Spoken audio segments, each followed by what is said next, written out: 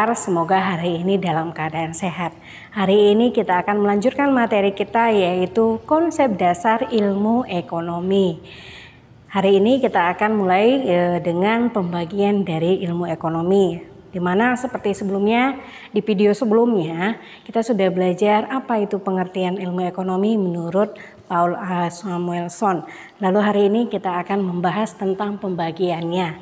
Adapun pembagiannya yaitu yang pertama itu ekonomi deskriptif, yaitu ilmu ekonomi yang tugasnya menggambarkan fakta atau data atau suatu fenomena yang terjadi di dalam masyarakat, yaitu contohnya pengangguran. Lalu yang kedua itu teori ekonomi. Teori ekonomi ini dibagi menjadi dua, yaitu ekonomi mikro dan ekonomi makro. Ekonomi mikro yaitu ilmu ekonomi yang memfokuskan pembahasannya pada perilaku individual dari pelaku ekonomi. Adapun variabel dari ekonomi mikro ini yaitu perilaku konsumen, perilaku produsen, keuntungan maksimal dalam perusahaan, lalu biaya minimal dalam perusahaan. Lalu ekonomi makro yaitu ilmu ekonomi yang memfokuskan pembahasannya pada gejala-gejala ekonomi secara keseluruhan. Berarti ruang lingkup pembahasannya itu lebih luas. Kalau tadi mikro itu lebih sempit. Yaitu adapun variabel ekonomi makro yaitu pengangguran, pendapatan nasional, inflasi, ekspor, impor, dan pengeluaran pemerintah. Kalau lebih jelasnya contohnya yang membedakan ekonomi makro dan mikro ini, contohnya seperti ini. Kalau di dalam soal nanti disebutkan ya yang pembahasannya contohnya SMA Joseph Arnoldi dengan SMA. Jadi kamu sudah pasti tahu mana yang mikro, mana yang makro. Ya, sudah pasti SMA Joseph Arnoldi itu yang mikro, sedangkan yang SMA itu adalah yang makro. Karena kalau di SMA dia tidak dibatasi, jadi kita tidak tahu SMA mana aja gitu kan. Sedangkan kalau SMA Joseph Arnoldi ya sudah SMA Joseph Arnoldi yang bakal dibahas gitu. Lalu ilmu ekonomi yang ketiga yaitu ekonomi terapan, yaitu ilmu ekonomi yang bertugas menerapkan teori-teori dalam ekonomi makro dan mikro untuk diaplikasikan dalam bidang tertentu. Contohnya dalam bidang pembangunan dan industri. Misalnya kasus yang pertama tadi, gejala pengangguran ya, gejala yang terjadi di Indonesia contohnya pengangguran. Lalu pengangguran ini termasuk ke ekonomi mana gitu kan? Ekonomi mikro kah atau ekonomi makro? Ya sudah, berarti pengangguran itu masuk ke makro. Maka diterapannya berarti untuk mengatasi masalah pengangguran ini, maka diterapkanlah ekonomi makro.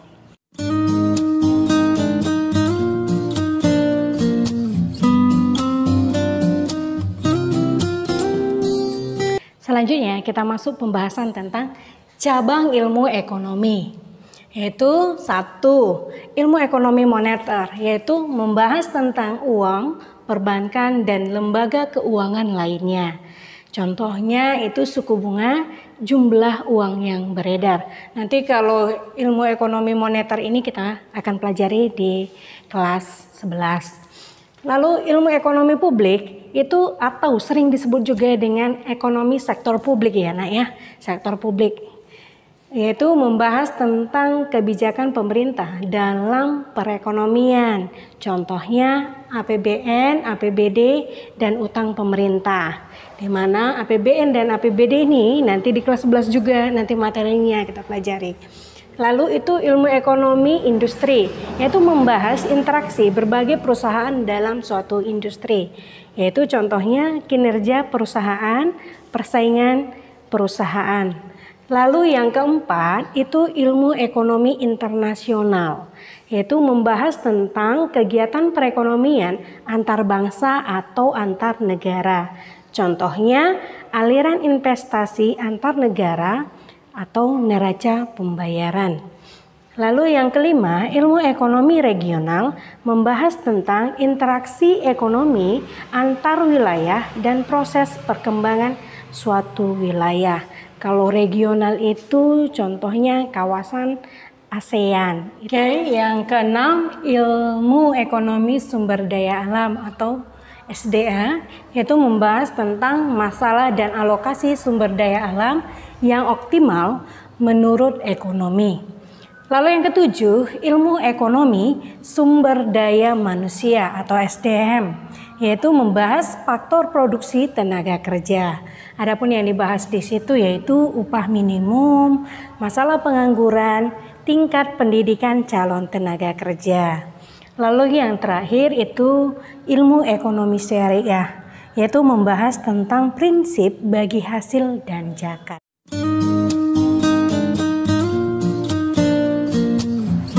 Oke, kemarin kita juga sudah membahas tentang jenis-jenis kebutuhan. Jadi kali ini kita akan membahas tentang barang sebagai alat pemenuhan kebutuhan, yaitu berdasarkan barang menurut cara memperolehnya. Barang itu dibagi dua.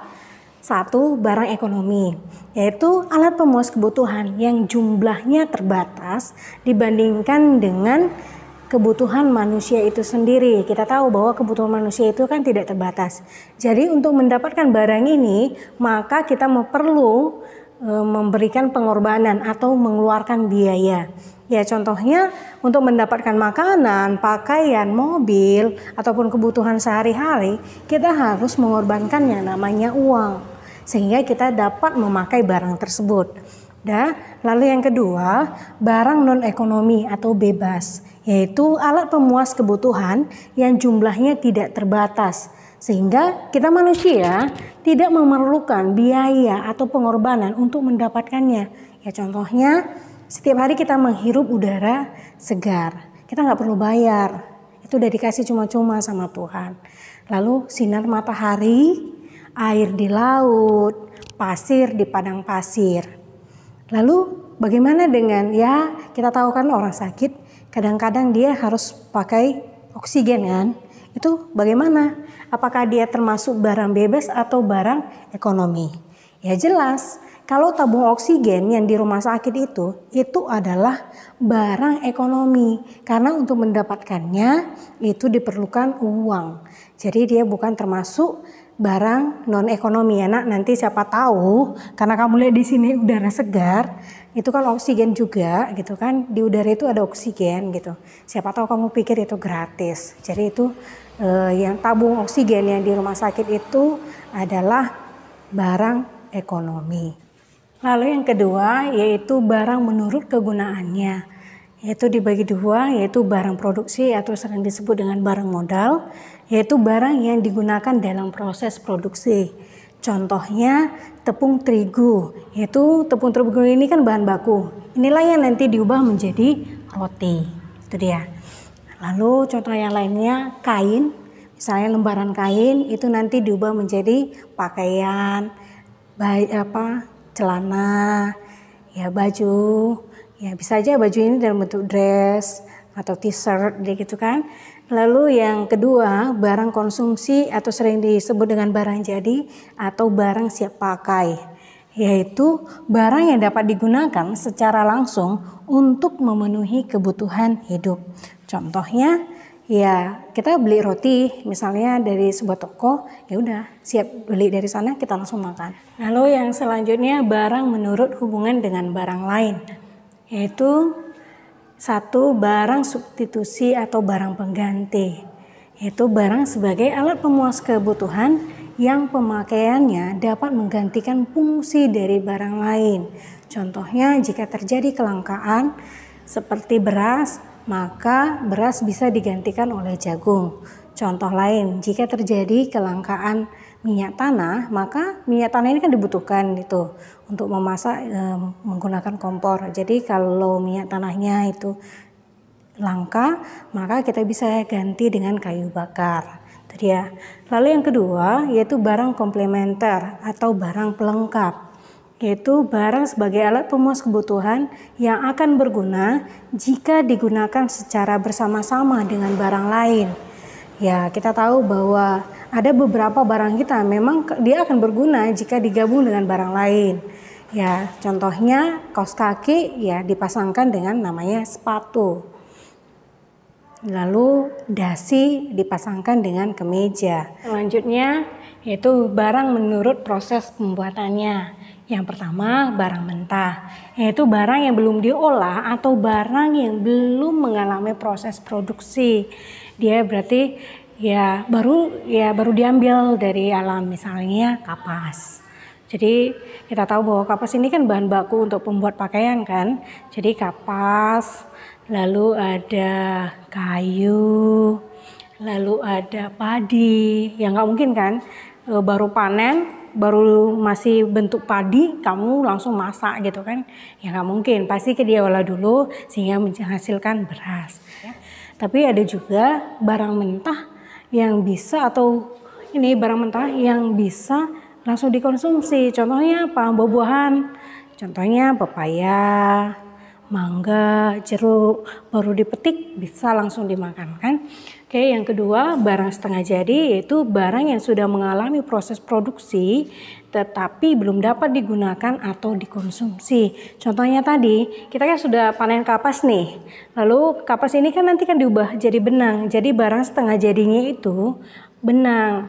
Nah, jadi kalau sebelum benang ini nanti dibuat jadi kain atau jadi baju, dia masih setengah jadi. Lalu yang terakhir, barang jadi, yaitu barang yang hasil proses produksi dan sudah siap untuk dikonsumsi atau digunakan. Jadi tadi kita lihat kapas diubah menjadi benang, lalu dari benang ini diubah menjadi kain, sehingga yang terakhir barang jadinya adalah pakaian. Kalau sudah jadi pakaian berarti kita sudah bisa memakainya. Oke, kegunaan barang. Kita akan bahas dari yang pertama, yaitu adapun kegunaan bentuk, yaitu barang akan berguna jika bentuknya itu diubah. Contohnya gelondongan kayu akan berguna jika diubah menjadi kursi, meja, lemari, atau tempat tidur yang menggunakan kayu ya nak ya. Lalu yang kedua itu kegunaan waktu. Barang itu akan berguna jika dipakai pada waktu yang tepat. Contohnya obat ketika orang sakit, payung ketika hujan. Lalu yang ketiga yaitu kegunaan tempat. Yaitu barang akan berguna jika barang itu dipindahkan dari tempat asalnya ke tempat yang lain. Contohnya, pasir di pantai akan lebih berguna jika sudah dibawa ke panglong. Nanti dari panglong itu nanti dijual untuk menjadi bahan bangunan.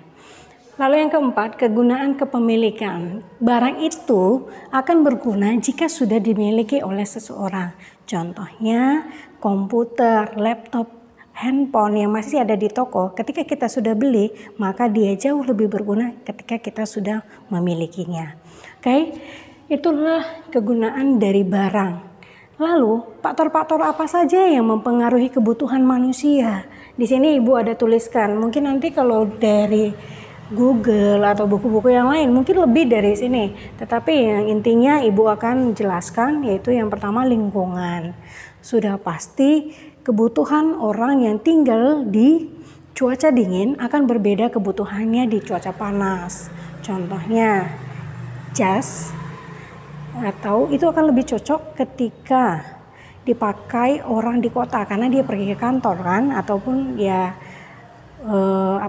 misalnya orang-orang yang memang kerja di kantoran, bahkan di desa pun ada juga yang pakai jas gitu kan.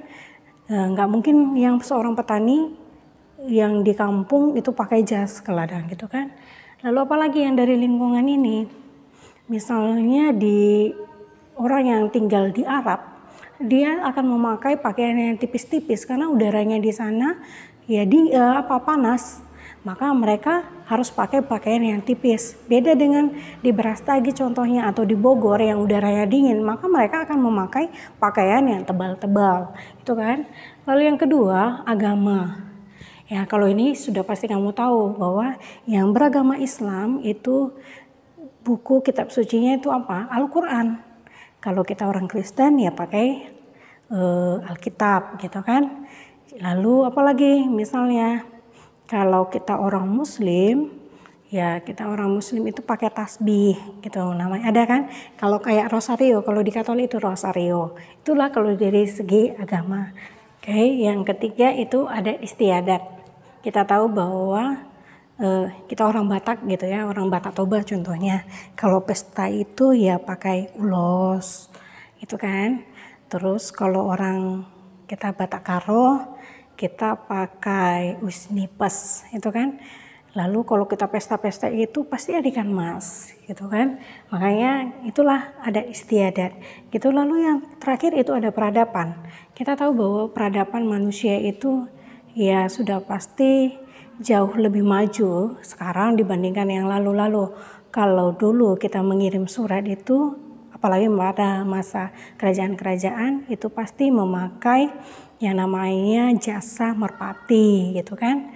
Kalau enggak dulu ada kulit pohon namanya kulit pohon lontar ya, di situ dibuat catatan gitu.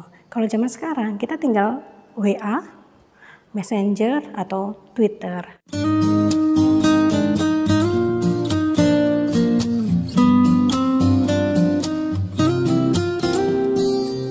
Oke, sekarang motif dan prinsip ekonomi.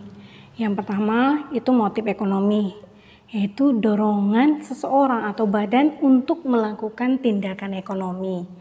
Yaitu berarti dari dalam diri manusia atau diri seseorang itu ya nak ya. Lalu apa itu tindakan ekonomi? Yaitu tindakan itu sama dengan perbuatan, sama dengan kegiatan. Kegiatan ekonomi itu ada 3, yaitu produksi, distribusi, dan konsumsi. Dan lalu apa itu prinsip ekonomi? Yaitu pengorbanan yang sekecil-kecilnya untuk mendapatkan hasil tertentu, dan dengan pengorbanan tertentu untuk mendapatkan hasil yang sebesar-besarnya, atau pengorbanan yang seminimal mungkin untuk mendapatkan manfaat yang seoptimal mungkin. Jadi kita nggak mungkin kan jualan ya, kita jualan tapi nggak ada untung gitu kan. Pasti kita cari dulu barang untuk kita jual itu harganya yang murah, lalu nanti kita hitung cost-nya, lalu ditambahkan dengan harga pokoknya, barulah kita jual. Pasti dengan penjualan kita itu pasti ada untung.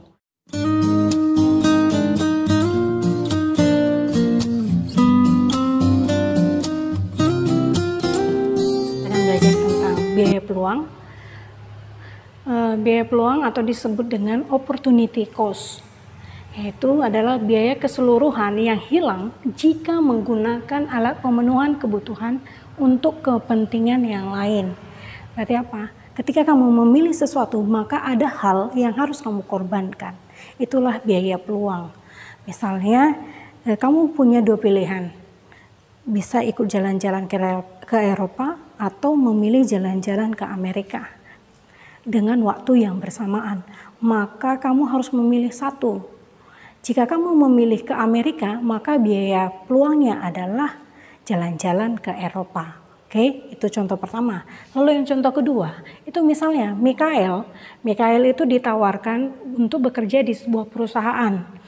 Yang perusahaan A gajinya itu 10 juta rupiah per bulan, lalu yang B itu 8 juta per bulan, lalu yang C 9 juta per bulan.